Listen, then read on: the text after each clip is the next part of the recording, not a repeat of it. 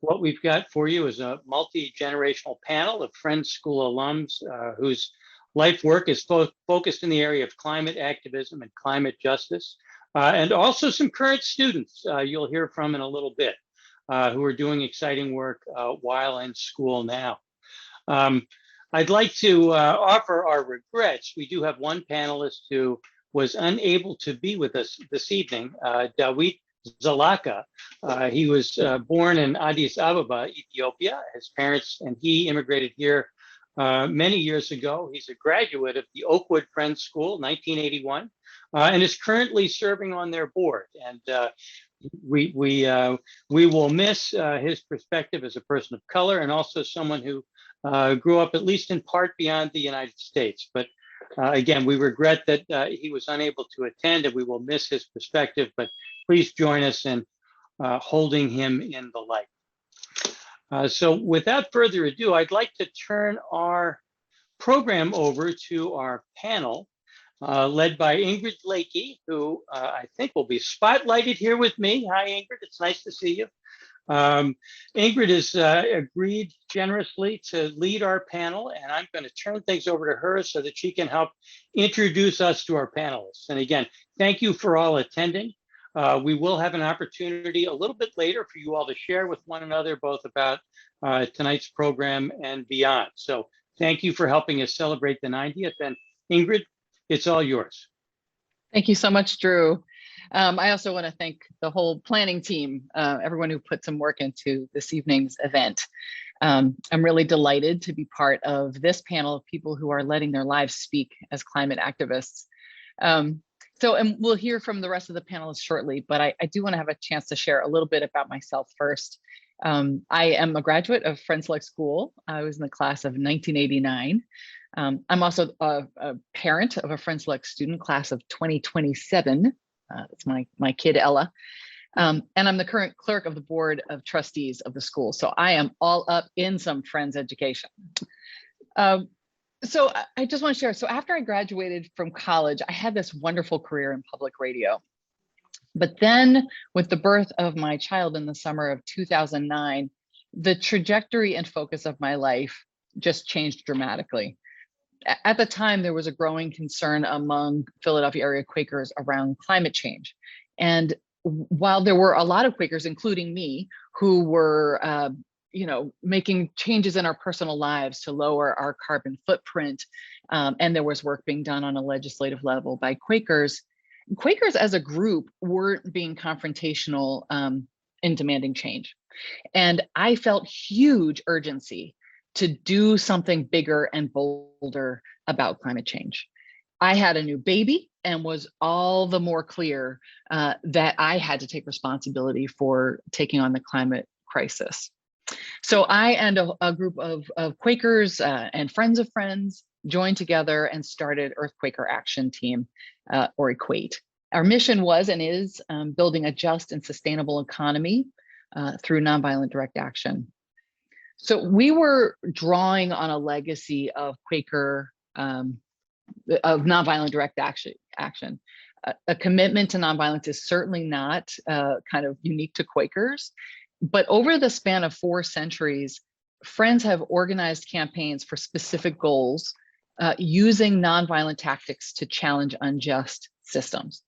A few examples, some of these you are probably aware of: stopping the British slave trade, gaining women's suffrage, and ending atmospheric nuclear testing. We saw it as a source of inspiration and spiritual grounding and accountability to frame ourselves and our work within that particular lineage and identity. So we chose as our kind of target, the target of our efforts would be corporations, because we really saw them so clearly as profiting from climate destruction and driving it. Our first campaign was to get PNC Bank out of the business of funding mountaintop removal coal mining, which is a practice where they blow up the top of the mountain to get at the coal. April, if you could put up the first slide. We used several different kinds of tactics. We held meeting for worship in the lobbies of countless PNC Bank branches. Here we are doing just that. We disrupted shareholder meetings. We went to executives and board members' houses to challenge them to use their power to change the policy of putting profits over people. If we could have the next slide. And we also walked 200 miles from Philadelphia to Pittsburgh, which is the headquarters of PNC. And there's a whole group of us in front of 30th Street Station as we're getting going. After 125 actions and 5 years, we won in 2015, which was huge. You can take the slides down. Our PNC Bank campaign didn't focus on race and racism directly. And several of us had been very clear about understanding that the systems that are responsible for climate change are absolutely intertwined with the systems perpetuating racism. And we wanted to take on a campaign that addressed the disparities in harm along race lines and economic lines. So our next campaign was the Power Local Green Jobs campaign, which was to push our area's electric utility to commit to significant increase in local solar, which would be a massive job creator for our region. Part of our demand was that the jobs and benefits of the shift to solar would be focused on low income and communities of color, which had been systematically disenfranchised for decades. There's a third slide, April, if you could pull that up. Early on, if you can, and if not, don't worry about it, but early on, Power, which is an organization committed to racial and economic justice, they signed on as a partner because the campaign directly addressed the intersection of climate, race, and class.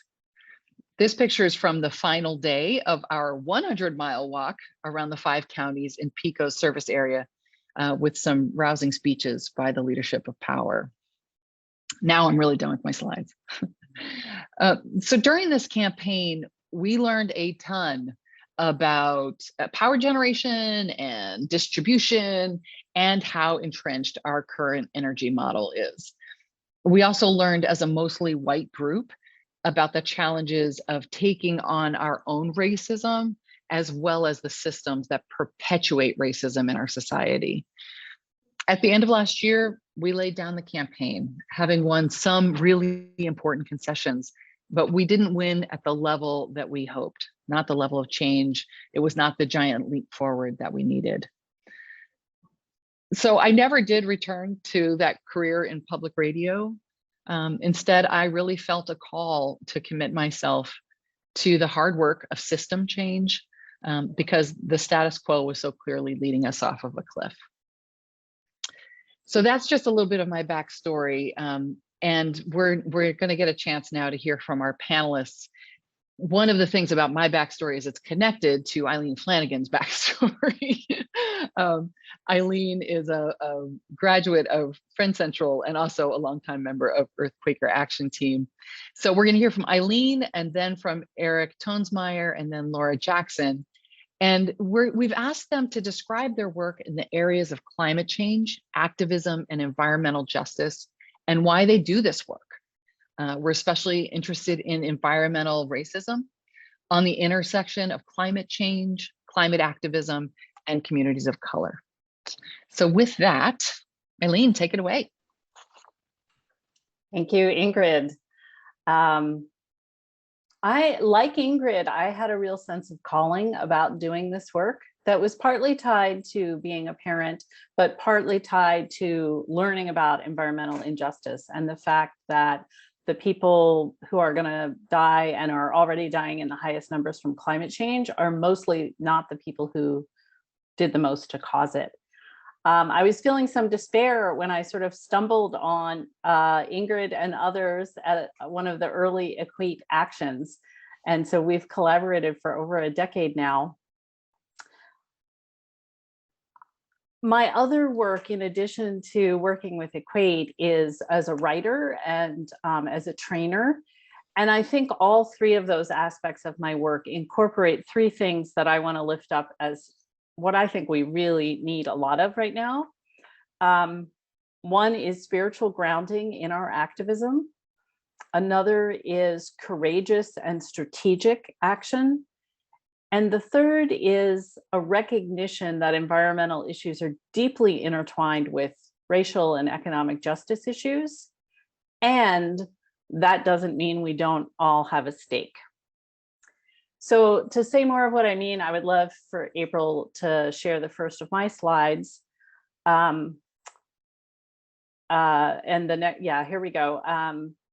I think Equate tries to do all three of those things, but I want to give an example from this summer where I spent about a month in northern Minnesota with the Ojibwe people fighting a really terrible pipeline that was forced through their region without their consent, against popular opinion, against all logic for environmental justice or climate change, a really destructive tar sands pipeline.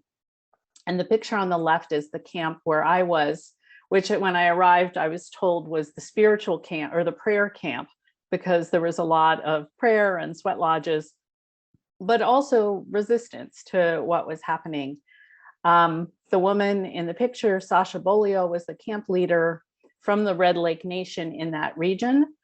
Legally, the nation had the right to monitor everything the company was doing through this Ojibwe territory, and she was consistently denied that right, which was just a small example of the way Indigenous people's rights are violated all the time around extractive industries. In this photo, she's taking a Facebook Live as the pipe, the drill arrives in the construction site to drill under the Red Lake River to insert the pipeline. The picture on the right is the headwaters of the Mississippi River after one of 5 spills in the process of putting a pipeline under.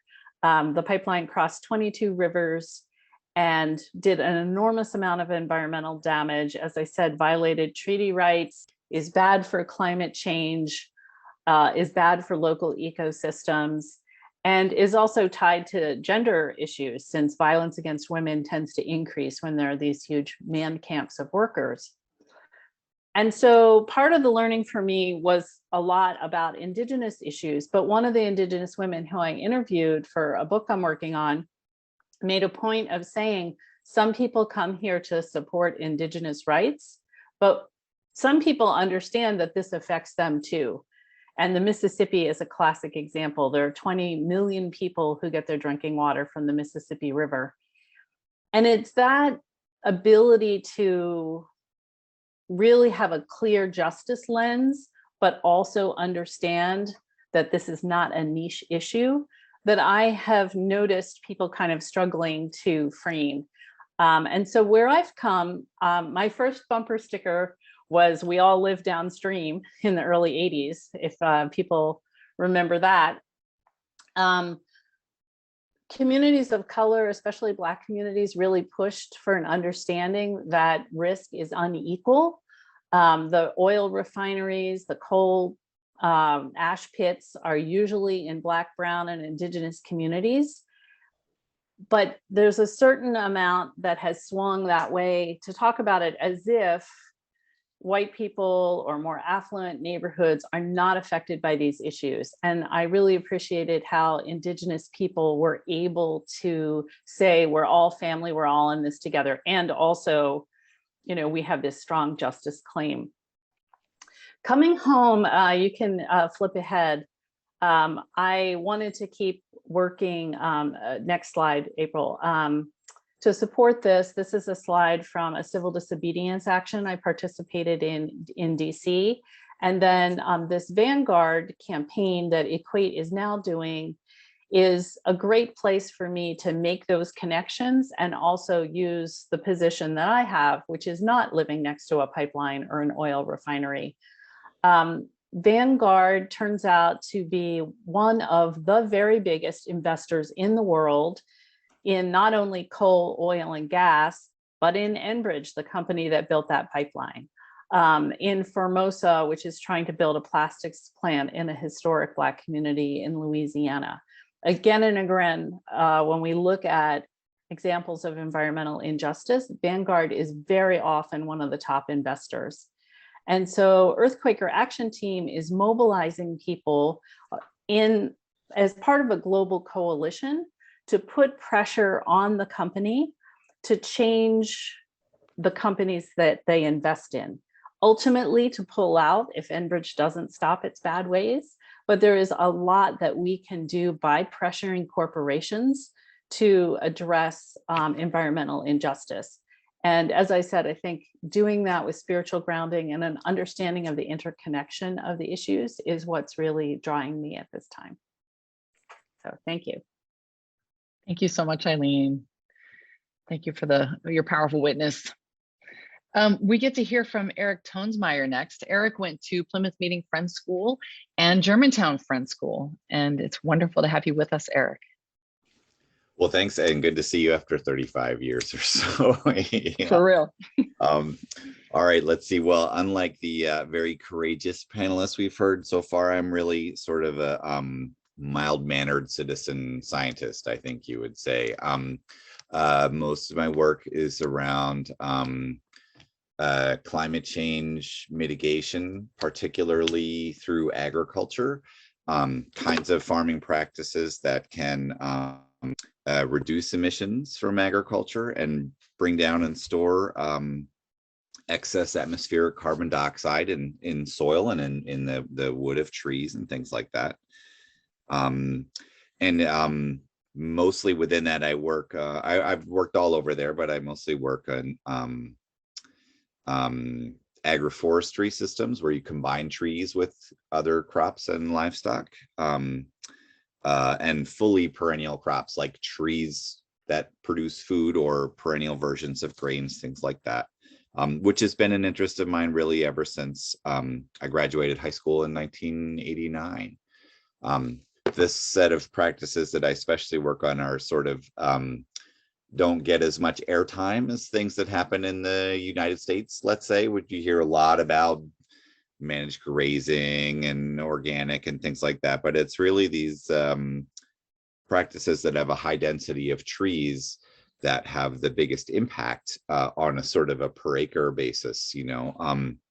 And those are practices that are mostly done by farmers in the tropics, who again are the ones who have done the least to cause climate change and are most affected by it. So part of my goal is to shift resources, to steer resources towards those farmers and those farmer associations, to recognize what they do. So I write, and I present. I get occasionally to advise different funders and philanthropy and stuff. I do a little policy work and some modeling work. So a little bit of everything, I guess, in that world. I did for many years, for about 16 years, I was involved with an urban agriculture group here in my city of Holyoke, Massachusetts, called Nuestras Raíces, which grew out of the agricultural traditions of the Puerto Rican community, who mostly came from rural parts of Puerto Rico to be here.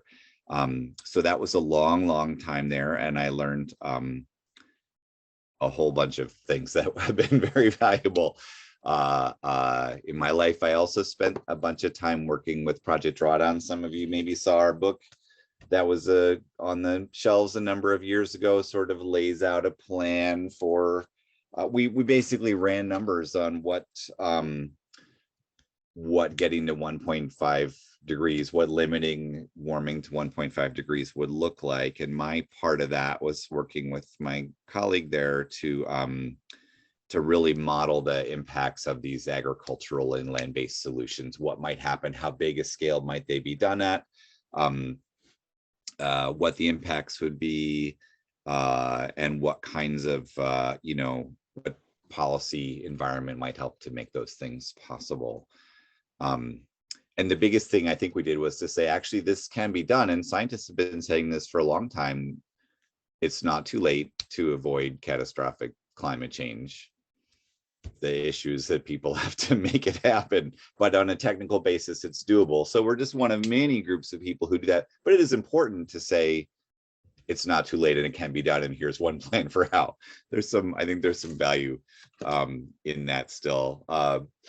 I would say in terms of like understanding racism and the environment and how they're tied together, it's been a long and slow journey for me, and it's not over yet, but I've been learning more and more about that over all these years. And in the case of climate change, you can really see that, where really the problem is that the world's wealthy people and wealthy nations aren't willing to change how things are done and consume less, aren't willing to, you know, our industries aren't willing to shift what they do, and also individual people aren't willing to reduce our consumption and so on. And we're not only seeing these big impacts now already in many communities around the world, but we have really what I would call atrocities on the horizon. Looking at maybe an extra 200 million refugees by 2050, for example. And those are people who become at risk of human trafficking, at risk of enslavement. So when I think about growing up Quaker and going to Quaker schools, you know, we talked a lot about slavery. And so here's a place where, you know, an opportunity to prevent lots of people being at risk of being enslaved, and all the other kind of, you know, various kinds of atrocities that come along in terms of conflict and people's loss of their homelands and famine and all those other kinds of things. There's also, we also see that there has been some willingness in some, let's say, racist willingness to look for strategies for mitigation, ways to stop catastrophic climate change that throw people of color and the global south under the bus, like bioenergy, carbon capture and storage, which is sort of a, you grow a whole bunch of wood and then you burn it and you keep the carbon from it, which we don't actually know how to do yet. But would involve, many of the proposals for doing it involve incredible amounts of land, like amounts of land the size of the country of China, which would be taken out of food production or would be deforested. And it would essentially mean that people are being thrown off of their land and deprived of their well-being, to sort of keep business as usual going. We also could look at the way that there's a lot of talk, and drawdown is maybe part of that problem a little bit in some ways, talking about, well, we just need to shift everything to electricity and then we'll be fine, without thinking about the batteries and other things necessary to do that, and the kind of rare earths that are necessary to do that kind of, this kind of storage necessary for that kind of electrification from solar and wind, let's say, that kind of come on and off and aren't on all the time. What's the impact of that on cobalt miners in the Congo region and in other places where these things are being mined and so on? So that's a little bit about my journey and how I got here and what I do. Thank you so much, Eric. Yeah. We're going to get to hear from Laura Jackson now, who went to Carolina Friends School. And my one wonderful experience for Carolina Friends School is we had a school-to-school exchange when I was in 6th grade. So I'm so excited to meet a graduate of Carolina Friends School. Welcome, Laura. Well, thank you. I am so proud to be a graduate of Carolina Friends School. I graduated in 1980. Surprisingly to myself and to others that I know, I actually recently retired from my career in environmental protection and environmental research. I worked for more than 30 years as a research biologist and interdisciplinary scientist with the U.S. Environmental Protection Agency's Office of Research and Development. For the past 10 years or so, this very large department invested a significant, I would say a majority of its resources into research on ecosystem services.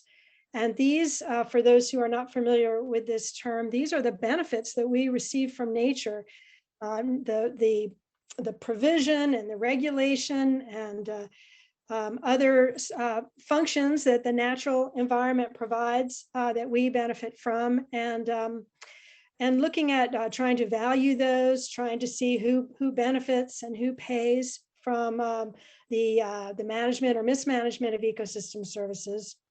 What I did within this large realm of research is I worked with a team to develop an online free public tool called EnviroAtlas, so that students, advocates, decision makers, just about anyone can learn about and map and get information to help arguments about inequitable distribution of natural services that provide climate mitigation and climate adaptation, other things that relate to climate change like flood mitigation and drought mitigation from water storage, water cleaning, air filtration. We've heard about food production.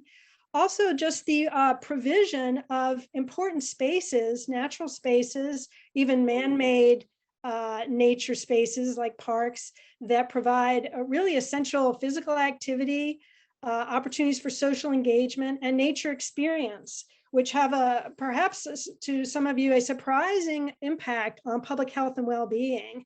So all of these things are thought of in a framework that is as a systems kind of an integrated, holistic perspective on how we depend on nature. I think for many in our audience, this goes without saying, but it was part of a massive education and management effort to try to convince, persuade with science, stop the over-reliance on any particular extractive industries or other kinds of engineering solutions, as we heard about, that actually detract from other ecosystem services. An overemphasis on food production that is overly chemical, overly water intensive, for example, has terrible downstream effects for air quality, water quality, spaces for nature experience, and so forth. So I led in this tool, I led the urban component, which is a very high resolution mapping component, where we covered over 1,400 cities and towns across the US. We did as much as we could with our budget. The tool is a national tool at one scale or several scales, and the urban tool could not be wall to wall because of the very high resolution work that we did. But we did have pretty good coverage of a lot of the population in the US. And we mapped things like tree cover near schools, air filtration by near roadway tree cover. Let's see, I've jotted a bunch of these down. Distance to, walking distance to the nearest park. Tree cover and greenery along waterways like lakes and streams. And all of these things come with information readily digestible for the general public about what the science says about what this green infrastructure provides to communities near and far, and what can happen when that infrastructure is damaged or lacking. I also led the development of a tool called the EcoHealth Relationship Browser that is also available on EnviroAtlas. And this is a massive, easy, and fun to use front end to a literature review of what science has to say about linkages that have been demonstrated in the public scientific literature between greenery and green space and ecological functions that have been studied, and dozens of health effects on for adult and children health and also well-being, so that people could use the browser with the maps and have more of a scientific backing for arguments about, why their neighborhood might not be have this kind of environmental assets and public infrastructure that another neighborhood might have, and how to demonstrate that this may be inequitably distributed, and to show maybe where areas are more in need of some investment of these, what is often taxpayer funded in urban areas, green assets that really have a big influence on our health, on cognitive development, on school performance, many aspects that really we do see really a lot of injustice in lower income and communities of color, which have many negative impacts, pollution and others. But a lot of that also includes really blight in terms of the lack of a healthy natural environment. So people have across the country where we have provided these mapping tools and information, they have used these this concept of ecosystem services and the mapping in decision making. The Durham, North Carolina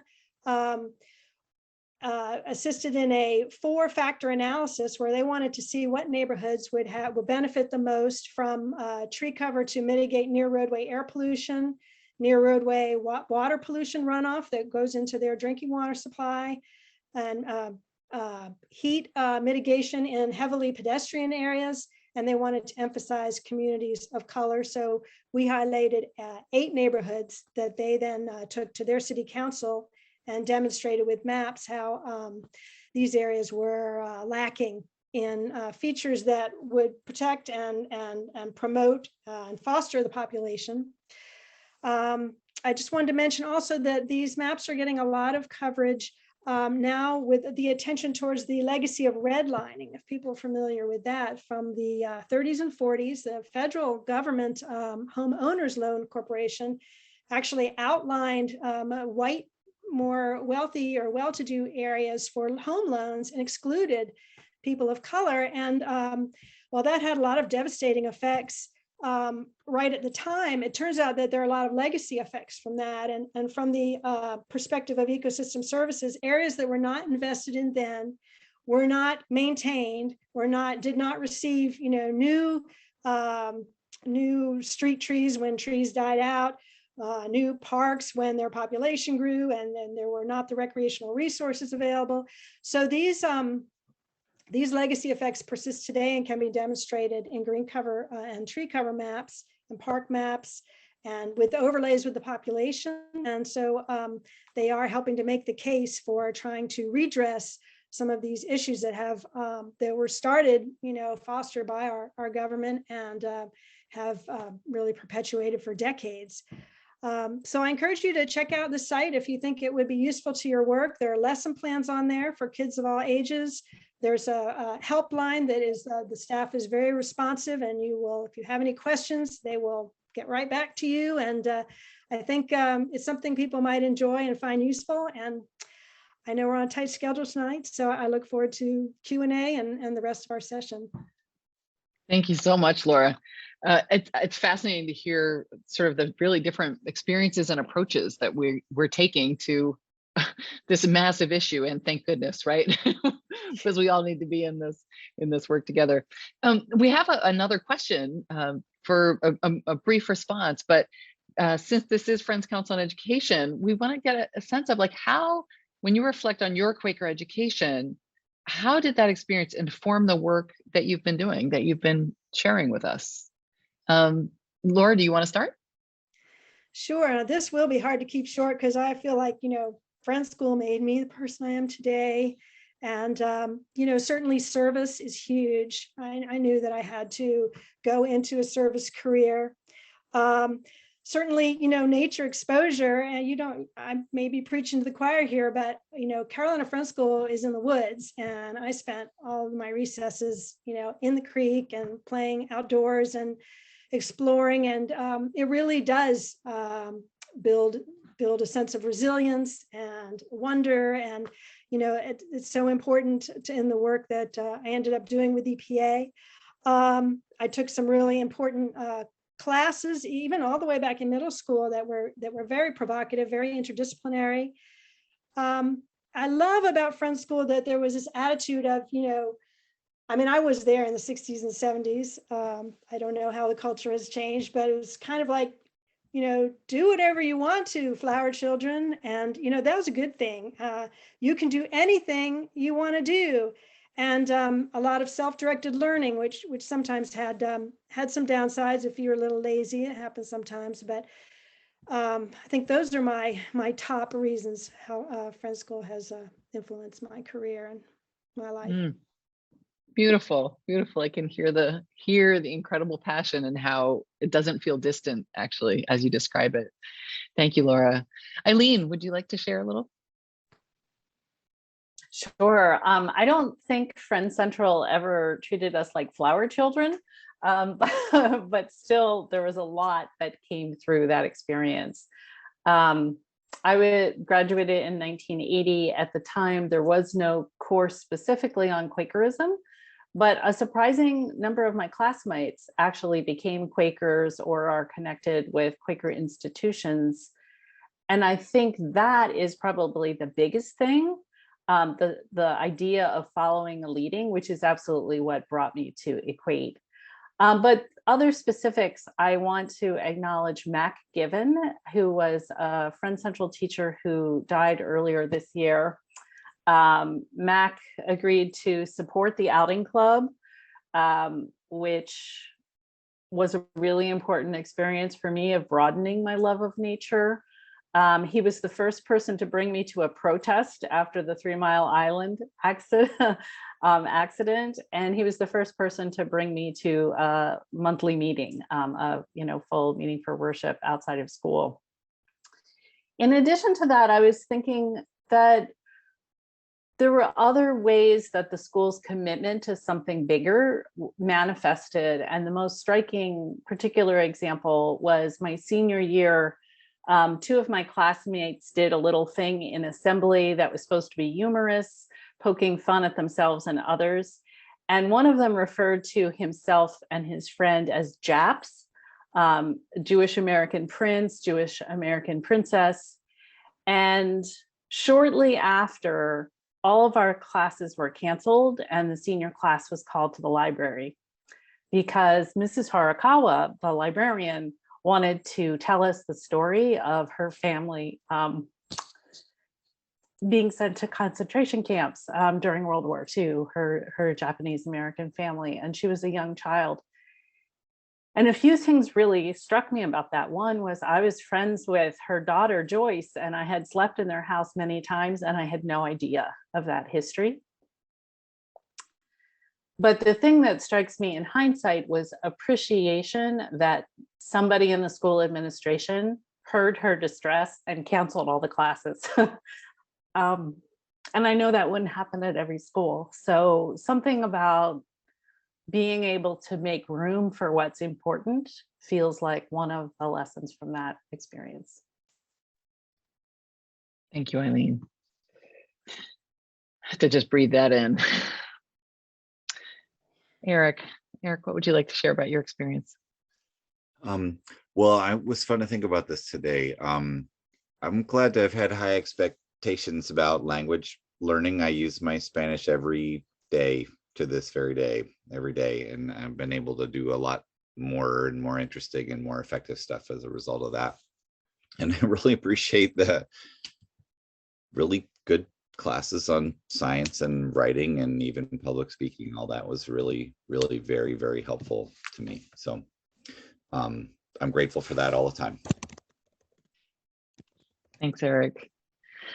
I'll say that I got my start as an organizer at Friend Select School, and organized a bus to go down to DC for a pro-choice rally, and I was like wearing my No Nukes t-shirt in 3rd grade, and just all the ways that it was like, if you feel passionate about something, if you see an injustice, do something, and how much that was baked into what we were up to.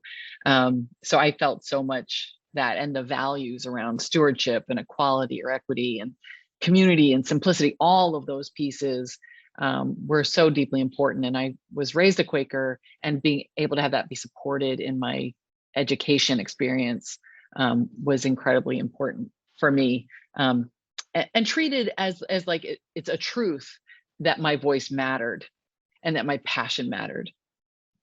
That's a truth, that's true for all of us. And so I think it's been the gems for me. Thank you, friends. So wider Zoom group here. We've had a chance to hear from some friend school graduates from like some decades ago. And I'm really excited that we also get to hear now from a couple of current Friends school students.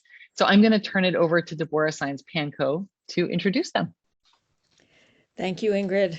And thank you all of our panelists. This has been just amazing. It's now my great honor to introduce our next two speakers, Corey Becker and Elsin Bankoff. Corey's a student at Friend Select School here in Philadelphia, and he's in the class of 2022. We're sad to see him move on and very happy that his life is unfolding.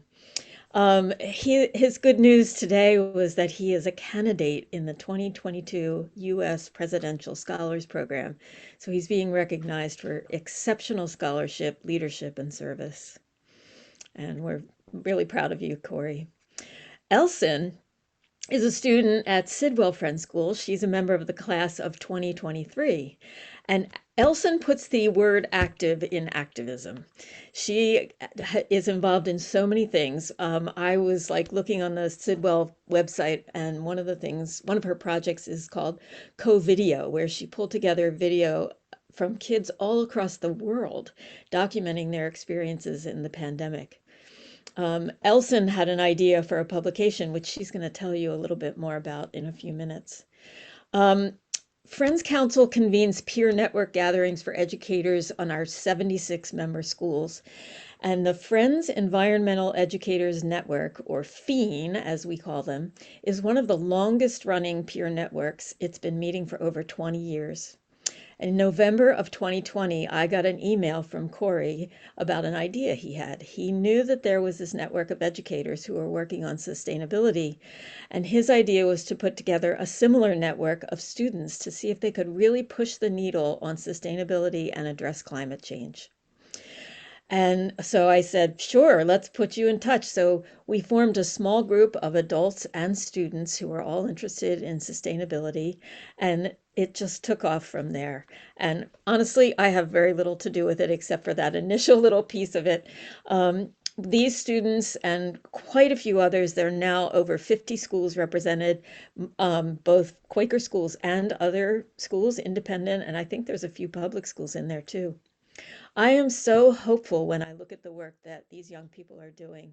I want us to listen carefully because this is our future. Corey, Elsin, you're on. Oh, thank you so much, Deborah. Thank you for having us, and it really has been a pleasure working with you over the last 16 months. I'm really glad to be speaking with all of you today. Let me share my screen real quickly. There we go. Okay, so as Deborah said, I am a high school senior at Friend Select School in Philadelphia and founder of the Student Environmentalism and Sustainability Network. And so to begin, as the name implies, Season is a network of high school students and some faculty who are working together on environmental issues. First and foremost, we aim to support and encourage each other in our environmental work.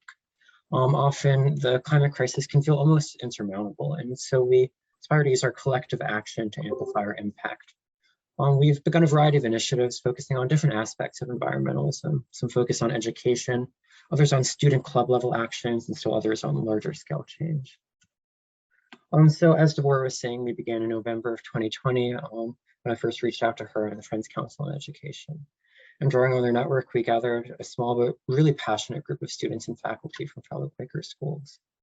As our vision for Season solidified, we began expanding rapidly, and with students from over 45 high schools across the nation signing on to join our work since we began. We meet monthly over Zoom, which has been invaluable in allowing us to reach students from all over and bring together peers from diverse backgrounds. You can see we have people in all parts of the US and a few people even in Europe and China. So while welcoming members from non-Quaker schools, we've continued to be strongly guided by Quaker principles. We have found the core Quaker values to be foundational in our mission, whether through communal decision-making, working to just uplift each other's voices, or simply acting to improve the stewardship in our schools and communities. So now I'd like to share some of the more concrete work that Season has taken on. To begin, we're currently organizing a National Youth Climate Summit to be held in May. We're putting together a 2-day virtual conference centered on the theme of becoming an effective advocate on a local policy level. We plan to offer 6 workshops on everything from literature to policy and economics. And actually tomorrow at this time, we're going to be having a meeting to work on that a little more. We're also working on creating a series of carbon neutrality commitments for our schools to sign on to. We would like to push our schools to embrace greater environmental leadership, hold each other accountable, and support one another in achieving such large targets. With the diversity of our members, we expect to offer different levels of commitments, understanding that not all schools are coming from the same positions. Less formally, we are also putting together resources for each other on a variety of sustainability projects that students have been a part of in their own schools. Members have shared experiences with more typical programs such as Meatless Mondays and recycling, as well as projects as distinctive as a student-run thrift store. And we hope to support and encourage our peers from other schools to enact these types of projects. Last but hardly least, we have our online publication Ecosystemic, which I really encourage you to check out at season-ecosystemic.org. Now I'd like to turn it over to Elsin to share more about that work.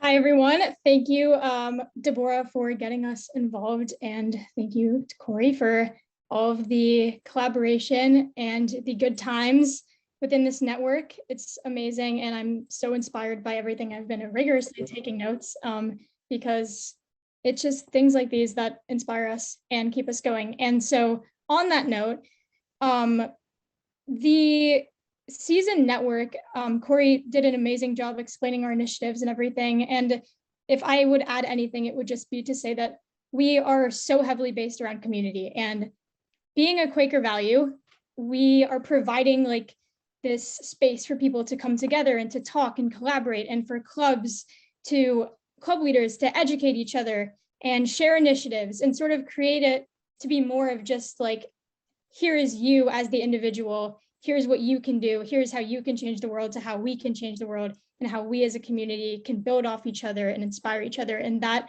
is what Ecosystemic aims to do.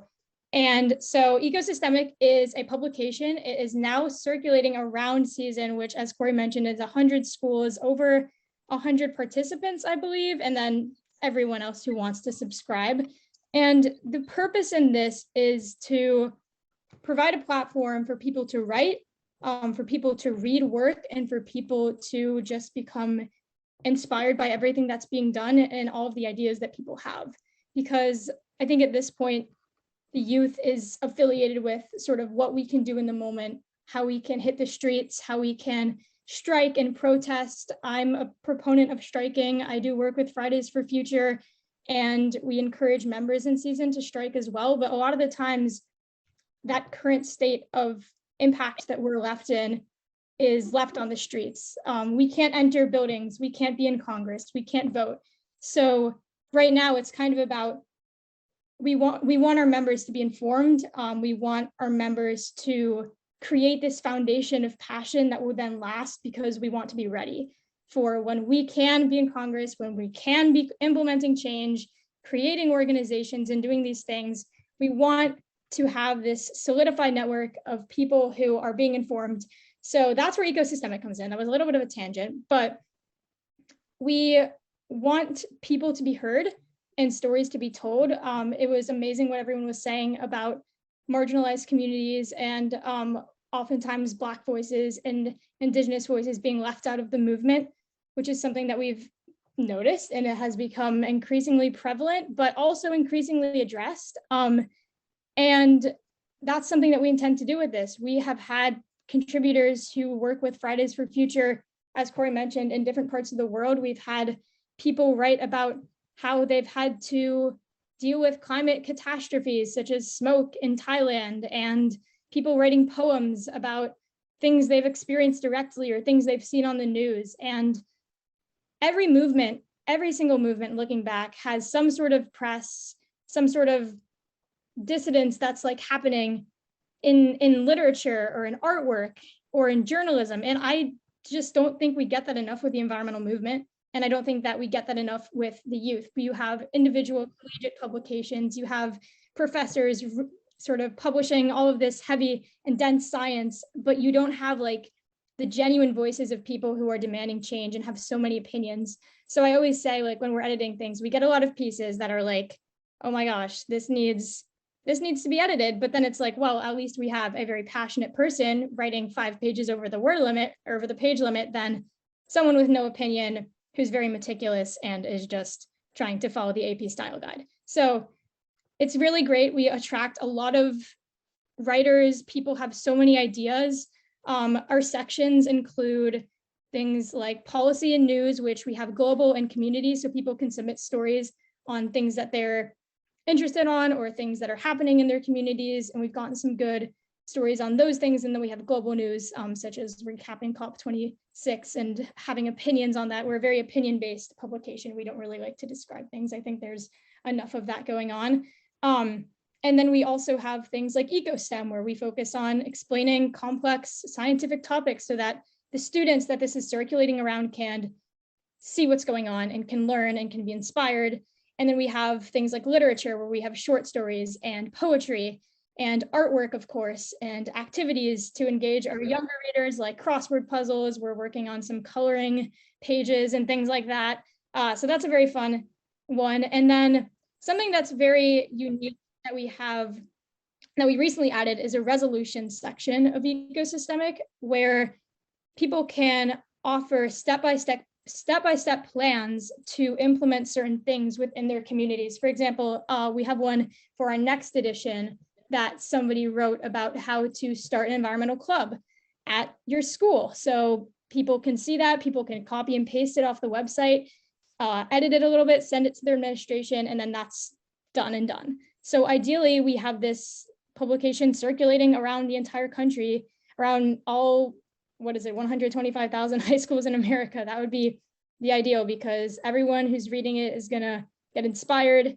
Maybe they don't write, but maybe they see the article on how to go vegetarian, or maybe they see the article on, as you can see, the Nigerian heat crisis and become intrigued and aware and activists. And that's all that we can hope. Because yeah, as it says here, the climate crisis is underreported and oversimplified, and it's overwhelming, and it leaves out narratives. So we're just trying to explain, we're trying to amplify and eventually sort of raise the next generation and allow this space for community on a huge scale. So yeah, thank you so much.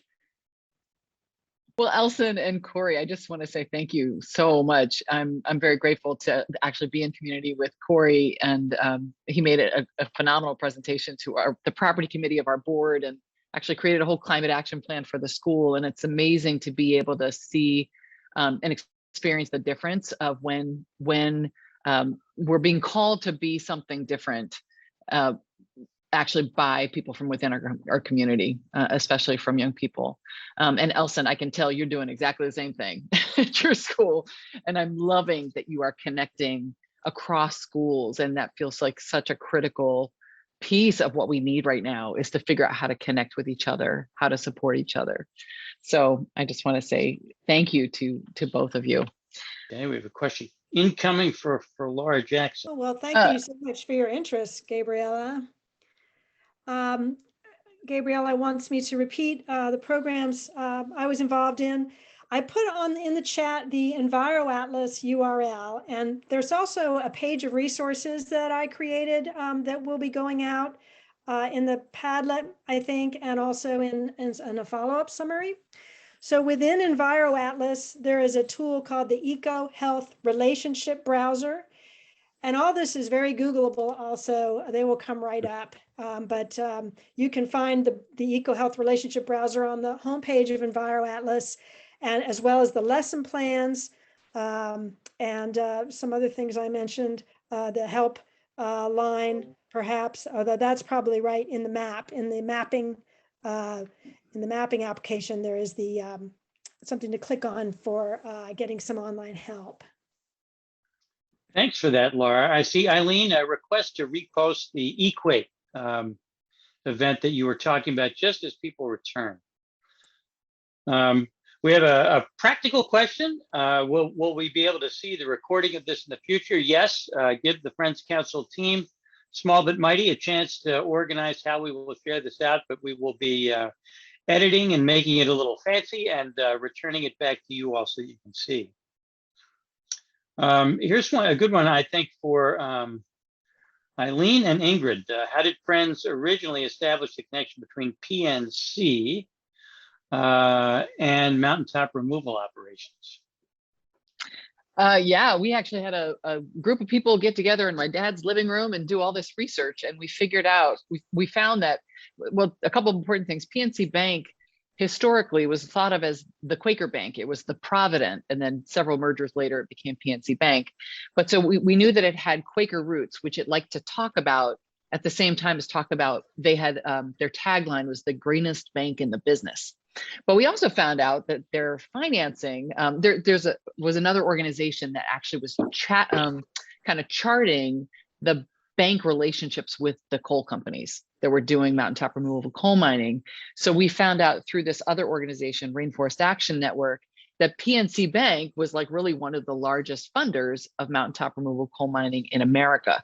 And so when we realized that PNC was like deep in it, and had Quaker roots and was really big in the Philadelphia area, and we could call them on integrity for calling themselves Green Bank in the business, we were like, we have our campaign and we have our target. Thanks for that. I appreciate that. It looks like there are two good ones that we might finish up with. One is from Mike Gary, and I think that's to any of you I would like to go. I'm sure Mike Gary is a very proud head of school right now from Friends Select. I'll read the question off, and again, please feel free to jump in, panelists. In this work, how do you manage your frustration with the pace of which we are moving as a country to be more environmentally literate and responsible? So again, how do you manage your frustrations given what seems like to many of us the glacial pace of change?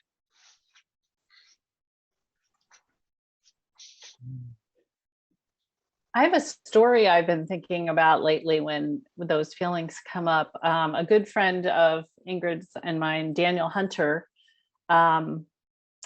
who's a climate activist himself, told the story of he was in a canoe on the Delaware River with his very young daughter and capsized. They were in a little kind of side area, not the full on Delaware River, but when they capsized, it turned out the water was moving much stronger than he expected. And he started trying to swim to shore with his daughter and said that there was this moment of panic of like, maybe we're not going to make it.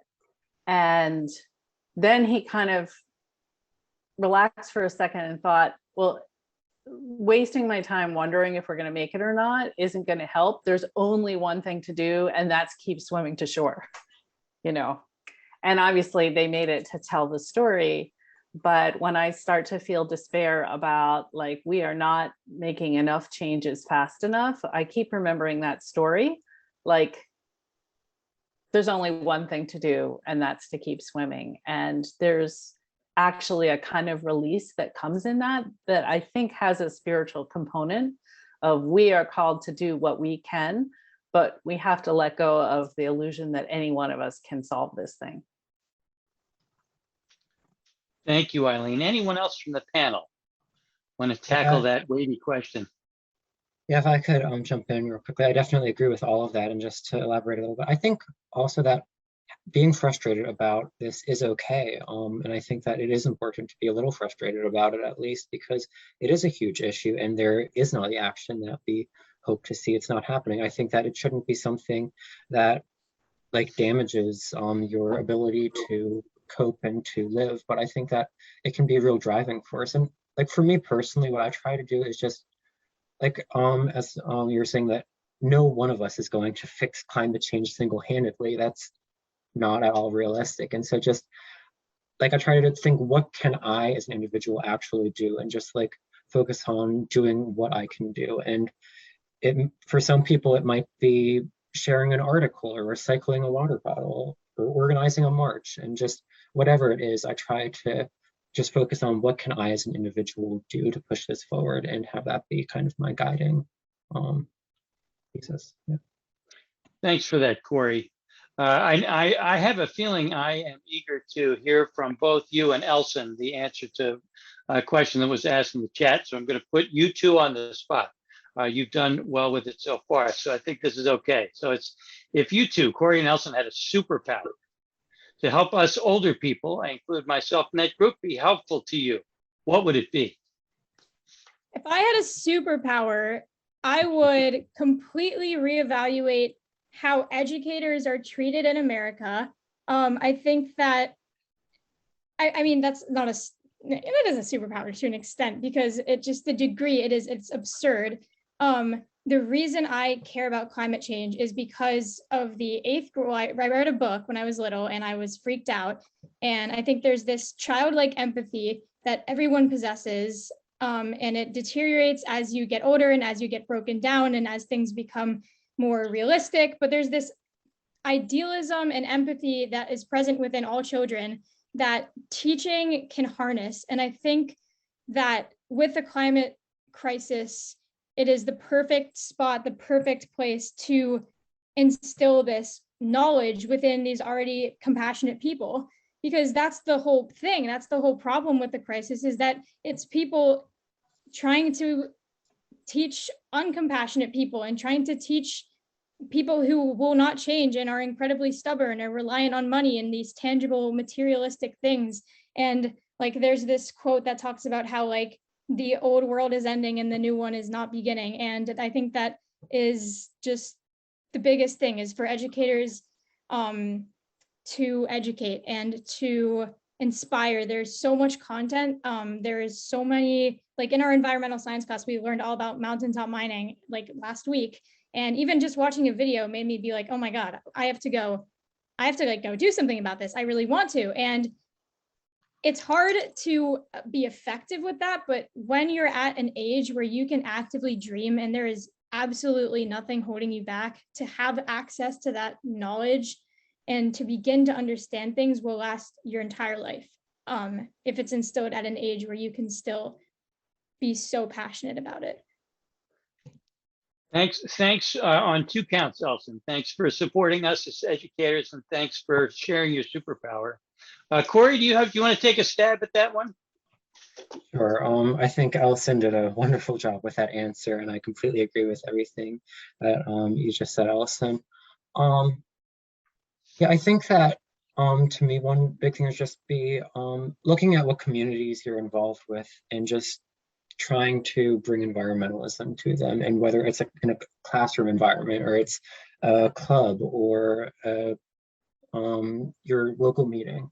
And just, I think that looking at where you have influence and where you can help uplift others and help empower others. I think that a lot of the times we do see that youth voices and many other voices too are just kind of not given the place that we might want them to have. And so I think that as much as you're able to do that, and as much as you're in a position to do that, I think that would be a wonderful thing to do. Thanks for that, Corey. And we appreciate you, panel, taking a few questions. I know, Ingrid, you have a final question for all of our panelists before I share a closing activity. So Ingrid, I'll pass it back to you. Thank you so much, Drew. I feel like this actually follows from what we just heard from Elsin and Corey, which is, if was one thing that you would encourage others to do now to make a difference, what would it be? So if there was one thing you would encourage others to do now to make a difference, what would it be? Laura, can we start with you? Sure. I thought about this question a lot when we were preparing, and I would say that the one thing would be to be aware of your ecological footprint. And if you don't know what that is, again, I have included a link for the ecological footprint in the resource materials. It's a way of computing about all of your activities as much as you can quantify them, and how many, well, say if you did it from this is a nonprofit who runs the ecological footprint, and they put out a report that's usually at the national scale. And it's like, how many Earths would it take to sustain your current lifestyle, as a nation and as a globe? And I think they just passed something like, it would take 3 Earths to sustain our current lifestyle into the future with the current, fossil fuel use and rate of consumption and population growth and all of that. And And that's horrifying. Obviously, we don't have 3 Earths, and we don't even have hardly 1 Earth in terms of, what we've already lost. So think about it in so many aspects of your life, your home and car decisions, your travel behaviors, your buying patterns, your family planning. As we heard about Vanguard, your investments, the politicians who are representing you, how this is really all you have is what what you can control in your own lifestyle. So that would be my one recommendation. Thanks, Laura. Good one. Eric, what you got? Oh, I just came up with a 1-word response, which is insist. Such a good word. Insist. Yes. So we've got Laura with like find out. We've got Eric with insist. Eileen, how about you? Join. That's Join. my 1 word. Don't act alone. Even if it's a matter of looking at your investments, as Laura said, to make sure that they're invested in what you want. If one person moves their money, that makes no difference whatsoever. If hundreds of people with millions of dollars invested call Vanguard, especially all on the same day, and jam up their phone lines, or show up in their driveway, preferably with Equate, and take action together, that makes a bigger difference than what any of us can do alone. Right on. Elsin, did you have something else you wanted to add that's different than the superpower question, but along these lines of something to do? I was going to say subscribe as a joke, but I will send the link to subscribe anyway in a second. But I would say inspire. The indifferent should not overpower the passionate, and that should never be a thing. People should not be making larger strides to prevent change than the people who are making strides to implement change.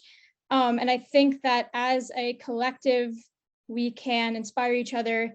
I agree. I second the join thing. Any community is a great community in the world of climate activism.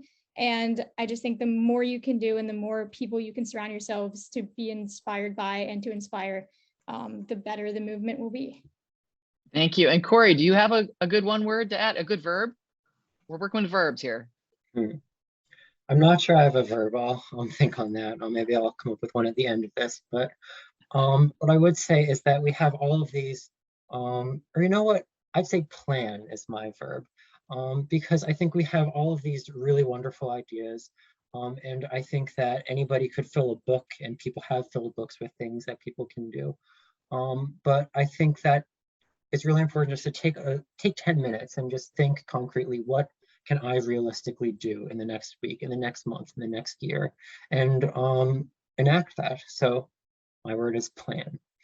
Beautiful. I'm going to add my word, which is connect.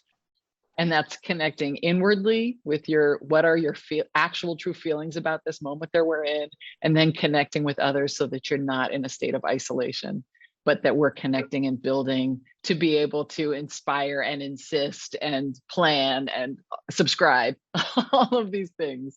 So I thank you so much for the gifts that you are each bringing, the ways that you are shining your light, the way that you are letting your lives speak on behalf of the planet and each other and all those who are with us and those who are not with us. So thank you so much, friends. And with that, I'll turn it over to you, Drew, for our closing. Thank you, Ingrid. That was a remarkable thank you. And I'd just like to echo all of your words. Please join me in appreciating with a round of applause all of our panelists. I just want to express appreciation for the exercise of the Quaker practice of simplicity as you all answered those questions. A good and powerful lesson for that. We have one closing group activity we'd like to do that carries on from the action steps and commitments we've just heard from our panel. April is sharing her screen with us, something called a Padlet. There will magically appear, there it is in the chat, a link to this very Padlet that you will see on your own screen. It gives you the opportunity, if you've never used one, to essentially make an electronic Post-it note where you may write or or include or insert a photo to post up on this board with the rest of us. And what we'd ask is for you to think about right now, what is your action step that you're willing to post up here on the Padlet? The good news for all of us is now that you have the link to the Padlet, it will never go away. So there's nothing stopping you tomorrow from adding an additional action step and returning for inspiration to this Padlet in the future. If you prefer, you may also put your action step in the chat, but I'd invite us to spend a couple of minutes settling out in silence and then posting our testimony action step on that Padlet as we do.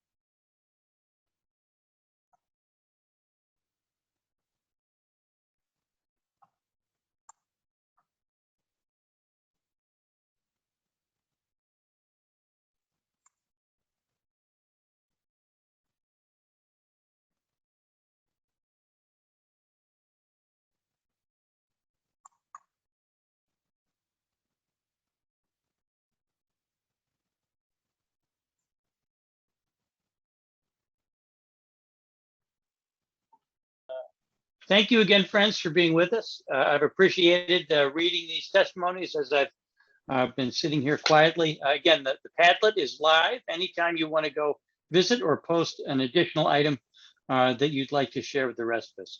Again, thanks to the panel. Thanks to my team, Deborah, April, and Betsy. Stay tuned for the next event.